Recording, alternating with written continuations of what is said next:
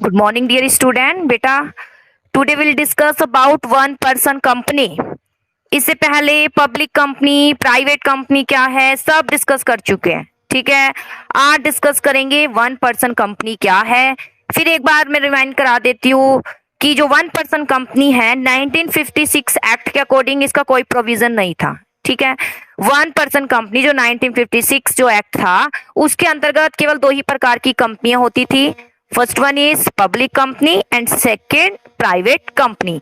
दो ही कंपनियां थी, लेकिन डिफिकल्टी फील हुई कि अगर कोई एक व्यक्ति कंपनी का फॉर्मेशन करना चाहे तो क्या वो कर सकता है. ये डिफिकल्टी फील हुई कि एक पर्सन भी अगर करना चाहे तो पब्लिक को केवल प्राइवेट है, यहाँ तो एक की कोई संख्या ही नहीं है. एक अगर करेगा तो वो तो सोल ट्रेड हो गया, कंपनी का तो फॉर्मेशन नहीं कर सकता. तो क्या एक व्यक्ति, ठीक है, एक व्यक्ति ने अपनी डिफिकल्टी रखी कि क्या एक व्यक्ति कंपनी को स्थापित कर सकता है. तो इन डिफिकल्टी को देखते हुए यानी इन जो सारी विभिन्न जो प्रॉब्लम आई, जो कहीं ना कहीं प्रॉब्लम राइज हो ही रही थी कि एक पर्सन भी अगर चाहे कंपनी स्थापित करना तो वो पब्लिक और प्राइवेट केवल दो ही संस्थाएं होती थी, उसमें तो नहीं कर सकता.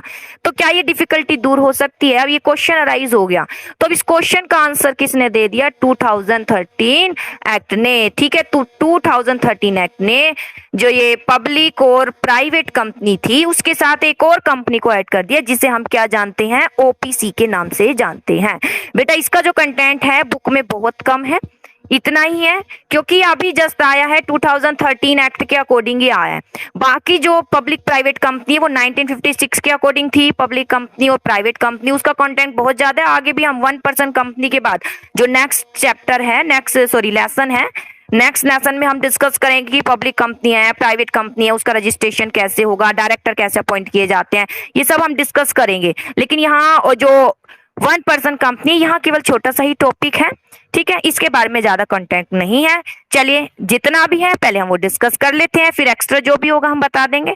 चलिए देखिए बेटा, one person company, there is no provision of one person company in the Indian companies act 1956. 1956 बेटा, ये लाइन लिखनी बहुत जरूरी है, अंडरलाइन कर लीजिएगा कि एक्ट 1956 के अकॉर्डिंग जो वन पर्सन कंपनी है उसका कोई प्रोविजन नहीं था.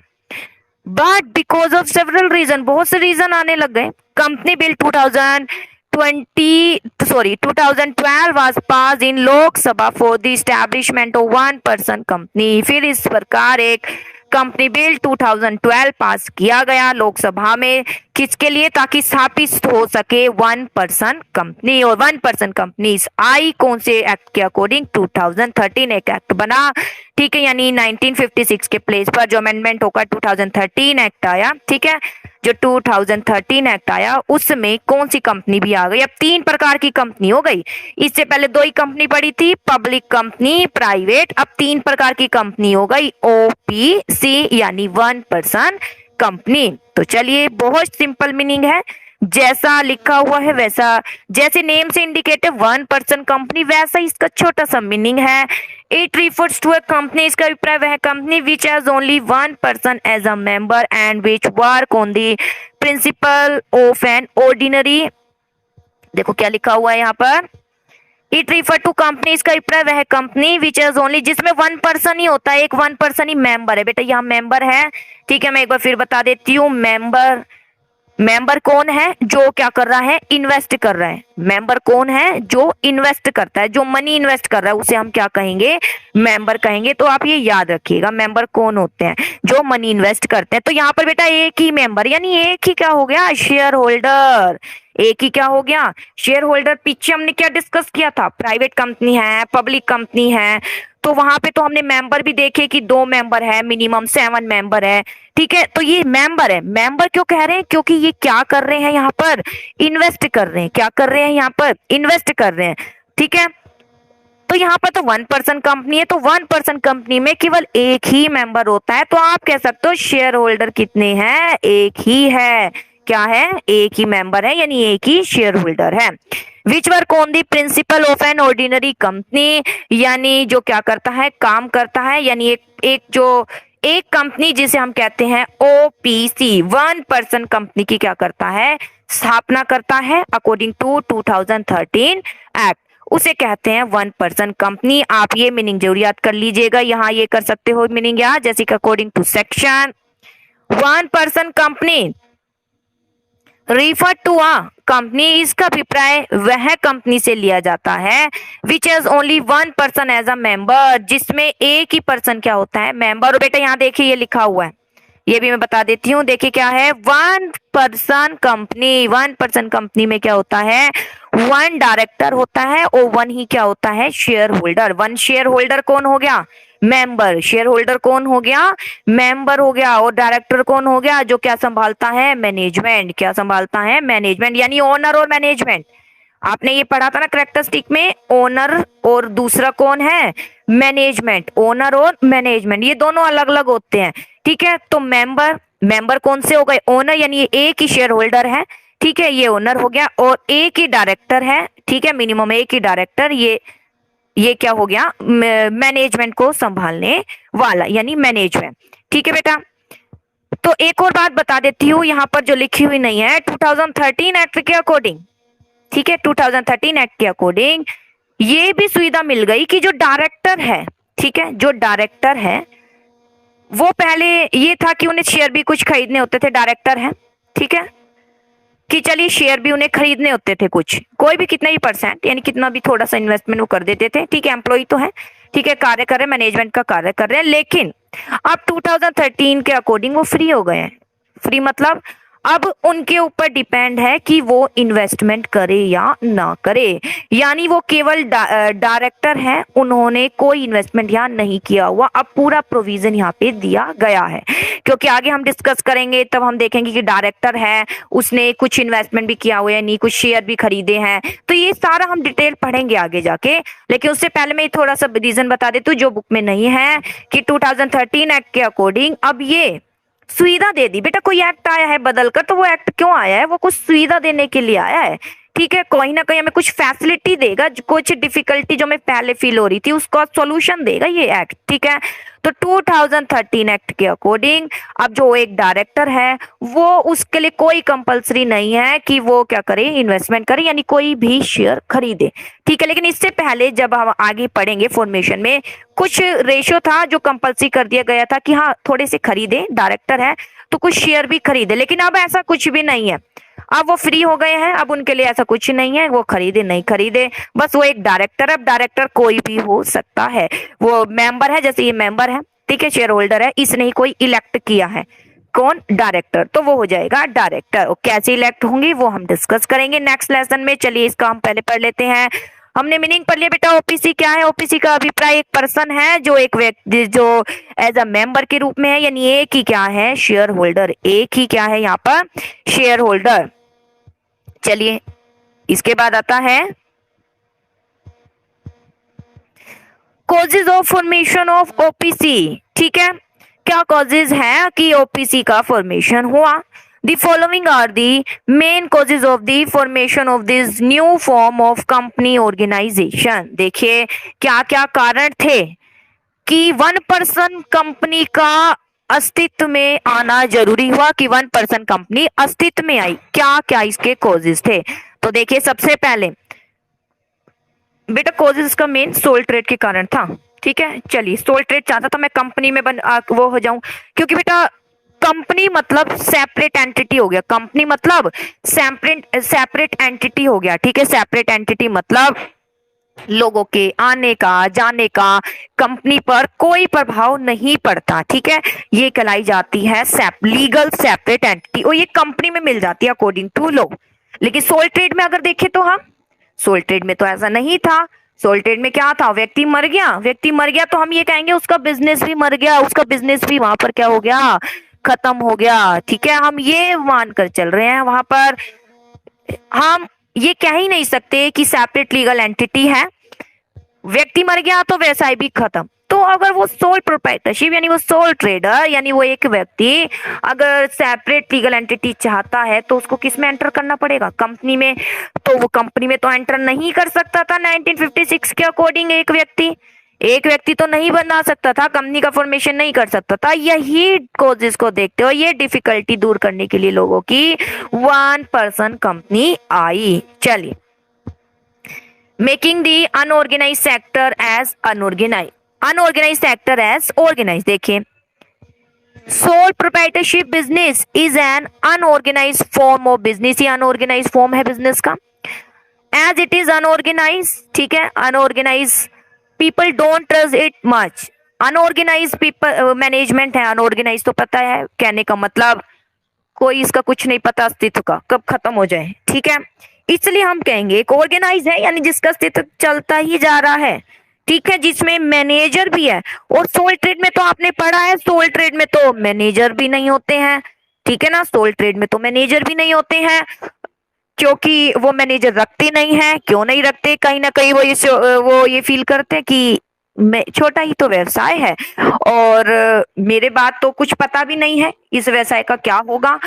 कहीं ना कहीं वो रखने में हेजिटेशन भी फील करते हैं कि वो सैलरी लेके जाएगा, ये उनमें कहीं ना कहीं फीलिंग आ जाती है। लेकिन अगर उनकी एक कंपनी के रूप में फॉर्मेशन करेंगे वो अपने व्यवसाय को, तब तो उन्हें रखना ही पड़ेगा मैनेजमेंट के लिए, ठीक है। तो सो पैटे बिजनेस इज एक अनऑर्गेनाइज फॉर्म है बिजनेस का। As it is unorganised people don't trust, और अनऑर्गेनाइज होने के कारण लोग इस पर ट्रस्ट नहीं करते। They hesitate while giving its loan and goods on credit, ठीक है, they hesitate while giving it loan. अब एक व्यक्ति है अगर सोल ट्रेड में पैसा देना या ठीक है किसी भी प्रकार की उधार देने में क्या करते हैं, हेजिटेट फील करते हैं। Because of the formation of OPC, अब ओपीसी के फॉर्मेशन के कारण sole trader have got a good opportunity to move from the unorganise sector enter the organise sector. अब सोल ट्रेडर को ये ओपीसी के कारण एक फैसिलिटी मिल गई कि अब अपने वो अनऑर्गेनाइज सेक्टर से कहां पर आ गए, एक ऑर्गेनाइज सेक्टर की ओर, कि जिसका एक एक्ट है, व्यवसाय का एक एक्ट है, उसके अकॉर्डिंग रजिस्ट्रेशन होता है, उसे बहुत सी फैसिलिटी प्राप्त होती है, सेपरेट लीगल एंटिटी, उसका एक व्यवसाय का अस्तित्व बन जाता है। Now a soul trader can form a company without getting other people to join him। अब सोल ट्रेडर को कोई जरूरत नहीं है किसी और व्यक्ति को अपने साथ एंटर करे, ठीक है। पहले क्या था, एंटर करना जरूरी था, कम से कम 2 व्यक्ति तो होने जरूरी थे, तब एक कंपनी बनती, ठीक है, तब एक कंपनी बनती। अगर एक व्यक्ति चाहता मैं अकेले ही संभालू, मैं अकेले ही मेंबर बनूं और कोई मेंबर नहीं बने, तो उसके लिए एक ऑप्शन बन गया ओपीसी का। This will help him to have all the benefit of an unorganise sector, namely an increase in the trust of the people, ठीक है। इससे क्या हुआ, जो ऑर्गेनाइज सेक्टर की ओर आ गई, अब लोगों का उन पर विश्वास भी बढ़ा, ठीक है। अब अनऑर्गेनाइज सेक्टर से वही पर्सन सोल ट्रेडर जो था कौन सा सेक्टर की ओर आ गया, ऑर्गेनाइज, क्योंकि ऑर्गेनाइज सेक्टर है ये पूरा व्यवस्थित है, एक्ट के अकॉर्डिंग स्थापना होती है, कुछ लीगल पूरी फॉर्मेलिटीज रहती हैं, मैनेजमेंट के लिए डायरेक्टर भी रखना होता है, कंपलसरी है डायरेक्टर रखना पड़ेगा, ऐसे नहीं बिना डायरेक्टर के आप काम चला रहे हो, नहीं डायरेक्टर रखना पड़ेगा। तो ये ऑर्गेनाइज हो गया ना, वहां कहा था ऐसा, वहां तो था ही नहीं, वो एक व्यक्ति कर रहा है, किसी और रख भी नहीं रहा, ये सारा उसके पास ऑप्शन था, तो ये कहलाया जाता है ऑर्गेनाइज सेक्टर की ओर आ गया। इससे लोगों का विश्वास भी बढ़ा, क्योंकि पता है लोगों को कोई ये तो है नहीं कि वैसा मर जाएगा, ये तो एक ऐसा व्यवसाय है जो सेपरेट लीगल एंटिटी है, यानी लोगों के आने जाने का कोई प्रभाव नहीं पड़ता। अब यहाँ चलिए क्वेश्चन एक अराइज हो जाता है, मेरे अभी माइंड में आया तो मैं उसका बता ही देती हूँ आंसर, शायद आपके माइंड में भी आया हो कि जब एक ही पर्सन है, इससे पहले तो हमने देखे बहुत सारे पर्सन थे, 2 थे मिनिमम, तो 2 थे भाई, मैक्सिमम तो 200 भी चल रहे थे, एक तो अनलिमिटेड चल रहा था, ठीक है, कोई लिमिट ही नहीं थी। चलो वहां तो मान लेते हैं एक पर्सन मर रहा है, बीमार हो रहा है या पागल हो रहा है, तो कोई फर्क नहीं, संस्था तो चलती रहेगी, खत्म कहाँ होगी। लेकिन अब यह क्वेश्चन राइज हो रहा है कि एक ही तो मेंबर है, एक ही मेंबर क्या कर रहा है, मनी लगा रहा है, वही तो इन्वेस्टमेंट कर रहा है, यानी वही तो शेयर होल्डर है। ये एक ही मेंबर क्या है, शेयर होल्डर है। मर गया तो क्या होगा भाई, मर गया तो क्या होगा, फिर कौन सा व्यवसाय, जब मर गया तो व्यवसाय ही खत्म हो जाएगा, माइंड में ये आ जाता है क्वेश्चन। तो चलिए इसका भी मैं आंसर अभी दे देती हूँ, एक शेयर होल्डर तो है, लेकिन बेटा जब वो फॉर्मेशन करेगा तो वो कोई ना कोई नॉमिनी अपने साथ रखेगा, ठीक है। नॉमिनी का कोई नेम इंडिकेट करेगा। नॉमिनी वो व्यक्ति जो इस व्यक्ति के बाद इस व्यवसाय को क्या करेगा, संभालेगा। तो इस प्रकार हम कहेंगे कि कंपनी का अस्तित्व चलता ही रहेगा। ठीक है। अब वो बात अलग है भाई कि इस नॉमिनी ने आगे जाके नहीं संभाला ये व्यवसाय। मान लीजिए इस नॉमिनी ने आगे जाके व्यवसाय नहीं संभाला तो हम कह सकते हैं अस्तित्व हो गया इसका खत्म। लेकिन प्रावधान पूरा है, नॉमिनी जब एक व्यवसाय अच्छे से चल रहा है तो व्यवसाय को तो चलाएगा, हम तो यही मानकर चलेंगे। तो यहाँ पर नॉमिनी बना दिए जाते हैं और वही व्यवसाय को क्या करते हैं, चलाते हैं। तो इसलिए मर भी गया एक शेयर होल्डर ही है, वो मर भी गया तो कोई दिक्कत नहीं है, व्यवसाय चलता ही रहेगा। ठीक है। तो ये कराया जाता है सबसे पहले क्यों, कॉजेज क्या कारण है ओपीसी के फॉर्मेशन हुआ। सबसे पहले अनऑर्गेनाइज सेक्टर से ऑर्गेनाइज सेक्टर बन में आ गया सोल ट्रेडर। आगे stopping the formation of private company by wrong means, देखिए क्या लिखा हुआ है, stopping the formation of private company by wrong mean. Wrong mean मतलब रॉन्ग साधन। क्या रॉन्ग साधन, चलिए देख लेते हैं।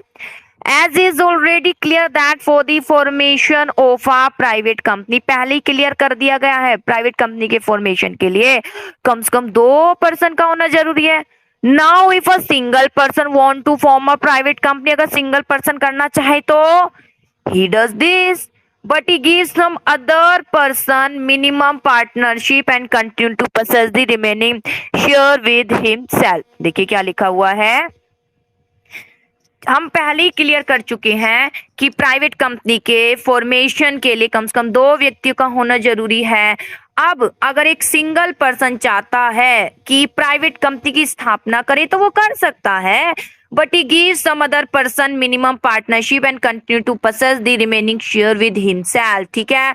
अब वो अपने पास कुछ शेयर्स भी रखता है, जैसे कि पार्टनरशिप में की तरह मिनिमम जो शेयर थे वो यानी कुछ इन्वेस्टमेंट करता है।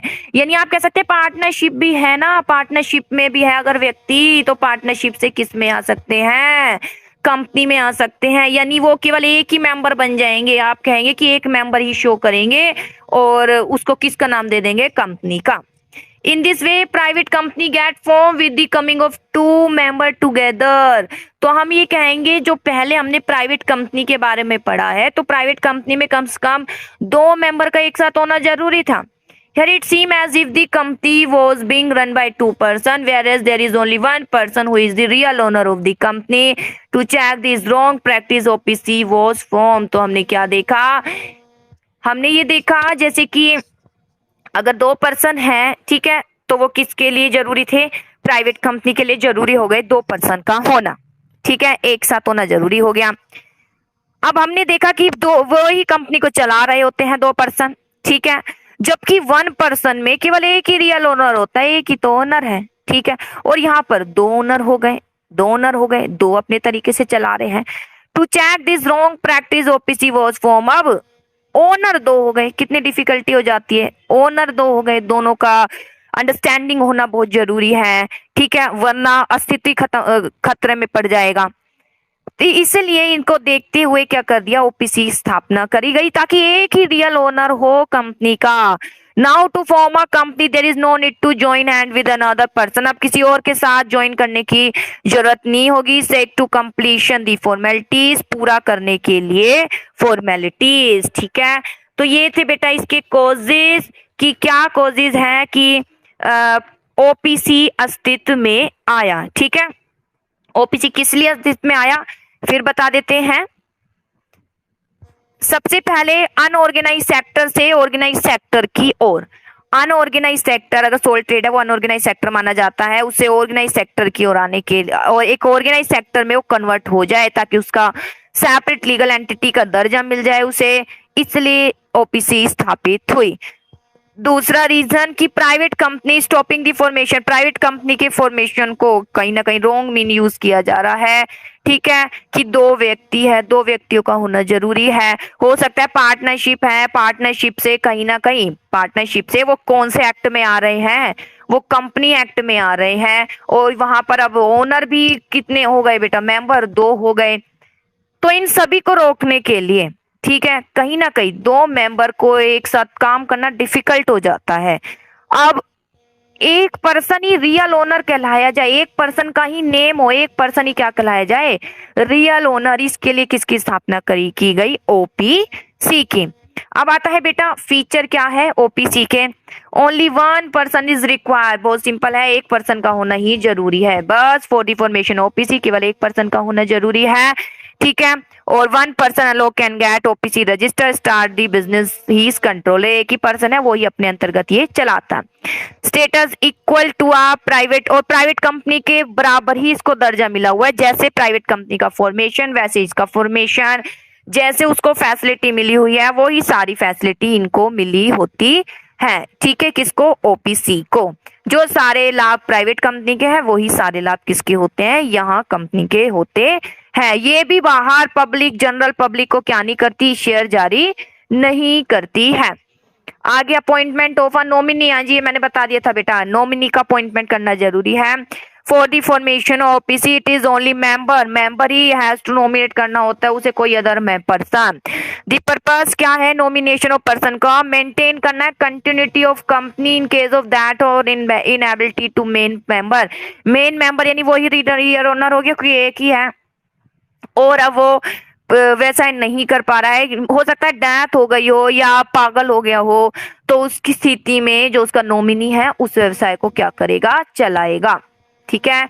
Nominee person become the member of the company, अब नॉमिनी पर्सन क्या हो जाएगा, मेंबर बन जाएगा। नॉमिनी कौन होगा, जो एक पर्सन जिसने ओपीसी की स्थापना की है वही बताएगा नॉमिनी कौन होगा, वही एक नेम इंडिकेट कराएगा, ठीक है। Return consent of nominate person has to submit to the registrar of company, एक रिटर्न कंसेंट यानी सहमति नॉमिनी दे देगा कि हाँ जी इसके बाद मैं इस व्यवसाय को चलाऊंगा, तो इसलिए व्यवसाय खत्म होगा ही नहीं। इसके बाद आता है joint holder, in OPC only one person ही ओनर होते हैं all the share of company, but if two person wish to become the joint holder of all the share of OPC, अगर दो पर्सन चाहे, जैसे मैंने वो ऊपर बताया था, ठीक है, दो पर्सन चाहे तो एक साथ हाथ मिला सकते हैं, लेकिन ठीक है, और ओपीसी के सारे shares and joint holder all the share, OPC के सारे शेयर हो सकते हैं, ठीक है, लेकिन रियल ओनर एक ही होगा। अब वो रियल ओनर वो चाहे वो अपना कोई भी एक नेम इंडिकेट करे, ठीक है, उसी के नेम से होगा, चाहे तो दो पर्सन ज्वाइंट एंड कर सकते हैं, लेकिन फिलहाल रियल ओनर एक ही होगा। It can be done in situation joint holder can be regarded as one member, तो देखो ज्वाइंट होल्डर दोनों ही क्या माने जाएंगे, एक ही मेंबर माने जाएंगे, क्या माने जाएंगे, एक ही मेंबर माने जाएंगे, ठीक है। अब चाहे वो कोई भी नेम अपना इंडिकेट कर दे। लिमिटेड लायबिलिटी, लायबिलिटी लिमिटेड होती है बेटा, लिमिटेड तो लायबिलिटी पहले ही पढ़ ली है, कंपनी में यही तो फीचर है लिमिटेड लायबिलिटी। लायबिलिटी क्या होती है, लिमिटेड, अगर लॉस हो गया बस जितना इन्वेस्ट है उतना ही कवर होगा। आगे special word with the name, some special word यहाँ यूज किया जाएगा, ठीक है। Word as use with the name of OPC under its name, one person company is return in bracket, bracket में लिखना पड़ेगा वन पर्सन कंपनी है। Number of director, देखिए बेटा नंबर ऑफ डायरेक्टर मिनिमम तो एक थे, अब संस्था बड़ी हो गई तो चाहिएंगे और अच्छे लेवल पर चल रही है तो चाहिए हमें और डायरेक्टर मैनेजमेंट संभालने के लिए। The main number of company, the main member of company is also its director, देखिए OPC generally the number of director is only one, वैसे वन ही होता है। Main member of company is also its director, but if need be the total number of director can be up to 15, ठीक है। जो director है उसकी संख्या कहां तक बढ़ाई जा सकती है, अप टू 15 तक, कहां तक बढ़ाई जा सकती है, 15 तक बढ़ाई जा सकती है। तो ये थे बेटा फीचर, सबसे पहले वन पर्सन का होना जरूरी है, ठीक है, और इक्वल स्टेटस मिलता है जैसे प्राइवेट कंपनी को मिलता है। एक नॉमिनी का अपॉइंट होना यहाँ पर क्या होता है, जरूरी होता है ताकि चलती रहे संस्था। ज्वाइंट होल्ड भी कर सकते हैं दो व्यक्ति आपस में, लेकिन एक ही मेंबर माने जाएंगे वो दोनों, ठीक है। लिमिटेड लायबिलिटी होती है और स्पेशल वर्ड यूज किए जाते हैं। डायरेक्टर की संख्या एक तो है मिनिमम, कितनी भी हो सकती है, 1 से 15 भी हो सकती है। ये है बेटा इसके फीचर्स। इसके बाद मीटिंग ऑफ डायरेक्टर, बेटा डायरेक्टर की मीटिंग फॉर ओपीसी जरूरी हो जाता है, call the meeting of director twice in year, ठीक है, कि 2 बार साल में मीटिंग बैठाई जाए। The gap period between two meeting can not be less than 90 days, से लेस नहीं होना चाहिए। In case there is only one, में एक ही डायरेक्टर है तो मीटिंग किस बात की, मीटिंग तो होगी नहीं। अगर 1 से 15 यानी 1 से 2 भी हो गए तो मीटिंग बैठाई जाएगी, अदरवाइज कोई जरूरत नहीं है। अब आता है एनुअल जनरल मीटिंग। देखिए एनुअल जनरल मीटिंग क्या है। OPC is accepted from calling the annual general meeting. It is यहाँ जरूरी हो जाता है that the ordinary and special resolution to the pass in annual general meeting should be recorded in minute book. In the minute book the signature of the member along with date have to be there। देखिए क्या है बेटा, दोबारा पढ़ाती हूँ। OPC is accepted from the calling the annual general meeting. Annual general meeting बिठाने की कोई जरूरत नहीं है। एनुअल जनरल मीटिंग क्या होती है बेटा, शेयर होल्डर की मीटिंग होती है। ठीक है, ये एनुअल जनरल मीटिंग है, इसमें शेयर होल्डर होते हैं, उनकी मीटिंग बैठाई जाती है। तो यहाँ तो एक ही है, चलो हो सकता है दो मेंबर है लेकिन वो एक ही मेंबर ही शो कर रहे हैं, आपस में एक ही माने जाएंगे वो। तो यहाँ कोई मीटिंग बैठाने की जरूरत नहीं है। ठीक है, इस मीटिंग में बेटा ये भी रहता है, चलिए डायरेक्टर है, आपस में मिलकर एक डिस्कशन कर लिया, सब इसमें शामिल हो जाते हैं, तो इनसे छूट मिली हुई है, कोई जरूरी नहीं है। ठीक है, it is obligatory that the ordinary and special resolution to be passed in annual general meeting should be recorded in minute book। इनकी एक बुक होती है मिनट बुक। ठीक है, तो जरूरी हो जाता है स्पेशल जो है resolution to be pass, special जो है समाधान इसमें दिया जाए, इसका minute book signature of member, member जो होंगे उस पर सिग्नेचर होगा। ठीक है, एनुअल जनरल मीटिंग बैठा रहे हैं नहीं बैठा रहे, वो सब कंपनी के मुद्दों से रिलेटेड होगा, अकाउंट से रिलेटेड होगा, डायरेक्टर भी एंटर कर सकते हैं, शेयर होल्डर की मीटिंग होती है, जो नहीं है बैठाई, इससे छूट मिली हुई है। आगे आता है परपेचुअल सक्सेशन। परपेचुअल सक्सेशन तो है चाहे मर जाए, ठीक है, इनएबिलिटी हो, तो nominated person become the member of OPC. Nominated person ही क्या बनता है, ओपीसी का मेंबर बनता है। This process goes on, continue चलती रहती है, and OPC continue to have its perpetual succession. इसलिए तो परपेचुअल सक्सेशन है, वरना क्यों होता, कंपनी है तो परपेचुअल सक्सेशन है, क्योंकि लंबे समय तक चलती रहेगी, इसमें नॉमिनी हो गया वो चलाएगा। सेपरेट लीगल एंटिटी तो है क्योंकि कंपनी पढ़ ली है। The entity of OPC separate है, अपने independent of its member. Company क्या है, assets in its own name, company के नेम से सारी एसेट्स रखी जाती है, एंटर किया जाता है कॉन्ट्रैक्ट में, कोई भी लीगल कार्रवाई करनी है तो इसी के नेम से होती है, इसलिए सेपरेट लीगल एंटिटी है। ठीक है, मेंबर का और इसका क्या है, अलग अस्तित्व। तो देखिए मीटिंग ऑफ डायरेक्टर की मीटिंग बैठानी जरूरी नहीं है, एक है तो क्या मीटिंग, एनुअल जनरल मीटिंग बैठाने की जरूरत नहीं है। ठीक है, वो डिपेंड करता है आप पर। आगे परपेचुअल सक्सेशन लंबे समय तक चलती है और सेपरेट लीगल एंटिटी है। इसके बाद है फॉर्मेशन ऑफ ओपीसी, कैसे इसका फॉर्मेशन होगा। तो सबसे पहले गिविंग स्पेशल नेम, एक स्पेशल नेम देना पड़ेगा, नेम तो देना ही पड़ेगा। ठीक है, बिजनेस रन दिस नेम, जिस नेम से इसका बिजनेस चलेगा। इसके बाद अपॉइंटमेंट ऑफ नॉमिनी, फॉर्मेशन तो अभी पढ़ा, नॉमिनी तो देना ही पड़ेगा। ठीक है, मेमोरेंडम ऑफ एसोसिएशन पढ़ चुके हो ना आप, मेमोरेंडम ऑफ एसोसिएशन बहुत जरूरी होता है, मैंने बताया था आपको कि 1% declare as nominee person declare करना पड़ेगा, उसकी रिटर्न कंसेंट यानी सहमति होगी यहाँ पर, और रजिस्ट्रार को ये देना पड़ेगा मेमोरेंडम ऑफ एसोसिएशन और आर्टिकल ऑफ एसोसिएशन, जिसमें रूल होते हैं व्यवसाय को चलाने कैसे, किस प्रकार चलाओगे। Purpose appointment nominees maintain continuity, appointment क्यों किया जाता है नॉमिनी का, ताकि कंटिन्यू चलती रहे ओपीसी। आगे bearing OPC with the name under the name of company, OPC return bracket में लिखना जरूरी है, पीछे हम डिस्कस कर चुके हैं। डिपॉजिटिंग डॉक्यूमेंट, देखिए कौन कौन से डॉक्यूमेंट करने, मेमोरेंडम ऑफ एसोसिएशन बहुत ही कंपलसरी है, आर्टिकल ऑफ एसोसिएशन भी करते हैं ये, ताकि इसमें रूल ये सब है डिटरमाइंड होते हैं। रिटर्न कंसेंट नॉमिनी पर्सन, ये भी होता है एक डॉक्यूमेंट, जरूर होना चाहिए। सर्टिफिकेट ऑफ इनकॉर्पोरेशन मतलब रजिस्ट्रेशन में जब रजिस्ट्रार ऑफ कंपनी सेटिस्फाई हो जाती है with the completion of required formality, तो बस एक सर्टिफिकेट दे देती है, बस वो सर्टिफिकेट क्या है, उसका रजिस्ट्रेशन हो गया। ठीक है, फिर करा देते हैं फॉर्मेशन, बहुत सिंपल, एक इसका सेपरेट नेम देना जरूरी है। ठीक है, और नॉमिनी अपॉइंट करना जरूरी है, ब्रैकेट में 1% लिखना जरूरी है, और document memorandum of association, article of association जरूरी है। रजिस्ट्रेशन का सर्टिफिकेट तब मिलेगा जब सारी फॉर्मेलिटी पूरी कर लोगे, हो गया उसका फॉर्मेशन। एडवांटेज क्या है ओपीसी का, लिमिटेड लायबिलिटी, हाँ जी लायबिलिटी तो लिमिटेड ही है जितना कैपिटल इन्वेस्ट किया है। Good alternative of sole proprietorship business, ठीक है, सोल प्रोप्राइटरशिप बिजनेस यानी कोई सोल ट्रेड है, उसके पास एक अपॉर्चुनिटी मिल गई है कि अनऑर्गेनाइज सेक्टर से ऑर्गेनाइज सेक्टर में आ जाए, अनलिमिटेड से लायबिलिटी लिमिटेड में आ जाएगा। सोल शेयर होल्डर मतलब एक ही शेयर होल्डर होता है।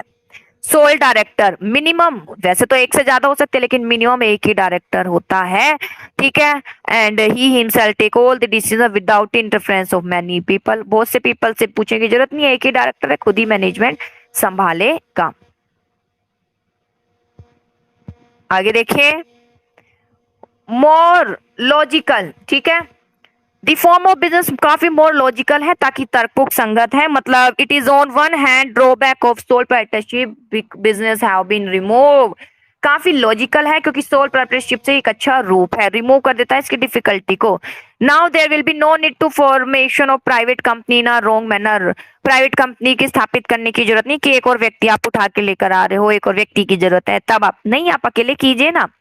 आगे entry in an organise sector, OPC has provided opportunity to unorganised business unit to enter organise sector की ओर, इसमें आ जाता है। सोल ट्रेड जो कि अनऑर्गेनाइज है वो ऑर्गेनाइज सेक्टर की ओर यहाँ पर आ जाता है, उसको इसके लाभ मिलते हैं। लिमिटेशन तो होगी बेटा, बिना लिमिटेशन के तो कोई नहीं रहता। लिमिटेशन क्या है ओपीसी की? मोर फॉर्मेलिटी, हाँ जी फॉर्मेलिटी तो है ही, सोल ट्रेड में तो कुछ नहीं है, यहाँ तो है। रिसोर्सेज का शॉर्ट टेस्ट होगा क्योंकि एक ही है बेटा, एक ही है, ठीक है। तो ability resources office less than public company से थे तो लेस ही है। अनबैलेंस डिसीजन तो हो ही सकता है क्योंकि एक ही व्यक्ति है, और डायरेक्टर भी एक ही हो सकता है, एक से ज्यादा हो सकता है लेकिन एक ही तो मिनिमम है, तो हो सकता है अनबैलेंस डिसीजन हो। अब इसके बाद आता है बेटा डिफरेंस बिटवीन प्राइवेट और पब्लिक कंपनी, तो मिनिमम ये सब डिस्कस कर चुके हैं, दो यहाँ पे 200, पब्लिक कंपनी में 7 और कोई लिमिट नहीं। नेम यहाँ पे प्राइवेट ऐड करना जरूरी है और पब्लिक में limited word. Number of director यहाँ 2 मिनिमम ध्यान दीजिएगा, और यहाँ पब्लिक कंपनी में 3 और ओपीसी में 1 ध्यान दीजिएगा, मिनिमम 1, 2, 3, तीनों हो गए हैं, ठीक है। आगे है इनवाइटिंग टू पब्लिक, पब्लिक को इनवाइट करना। Private company can not invite public, private है वो तो इनवाइट कर ही नहीं सकती जी, पब्लिक कंपनी इनवाइट कर सकती है, ओपीसी नहीं करती। ट्रांसफर ऑफ शेयर, जी ट्रांसफर शेयर का कोई मतलब ही नहीं है जब जनरल पब्लिक को नहीं दिया, यहाँ कर सकते हैं। इश्यू ऑफ प्रोस्पेक्टस, यहाँ प्रोस्पेक्टस इश्यू नहीं करती, जब जनरल पब्लिक ही नहीं है तो प्रोस्पेक्टस क्यों इश्यू करेगी, वो जनरल पब्लिक के लिए होता है।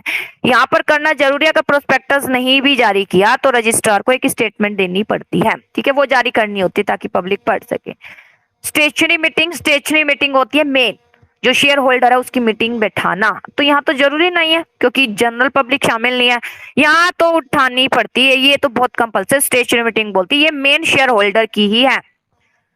राइट ऑफ गिविंग लोन, यहाँ बेटा डायरेक्ट एक लोन का प्रावधान है, it can give loan to director without the permission of, यहाँ पर डायरेक्टर को लोन दिया जा सकता है बिना परमिशन के सेंट्रल गवर्नमेंट के, लेकिन यहाँ एक प्रोविजन है, अगर लोन अगर डायरेक्टर को चाहिए, अगर बाई चांस डायरेक्टर अच्छा कार्य कर रहा है और उसको लोन चाहिए तो यहाँ अप्रूवल के बाद दिया जा सकता है। इंडेक्स ऑफ मेंबर, मेंबर का इंडेक्स यानी डेटा रखना, ठीक है। अजेंशियल नहीं है, क्यों अजेंशियल नहीं है बेटा? 2 होते हैं मिनिमम, 200 होते हैं, क्या इंडेक्स बनाना यहाँ पे? द नंबर ऑफ मेंबर जब 50 से ज्यादा हो जाते हैं तो इंडेक्स जरूरी हो जाता है क्योंकि यहाँ बाहर जनता भी शामिल है। मिनिमम पेड अप यहाँ 1 लाख है और यहाँ क्या है 5 लाख है, ये सब हम डिस्कस कर ही चुके थे, ठीक है बेटा। तो आज का ये टॉपिक फिनिश हो गया है, ओपीसी प्राइवेट पब्लिक कंपनी क्या है। आई होप आपको समझ आया होगा और अच्छे से इसको पढ़िएगा, रीड कीजिएगा, नोटबुक में भी बेटा कंप्लीट कीजिएगा, लर्न भी कीजिएगा। Okay, thank you.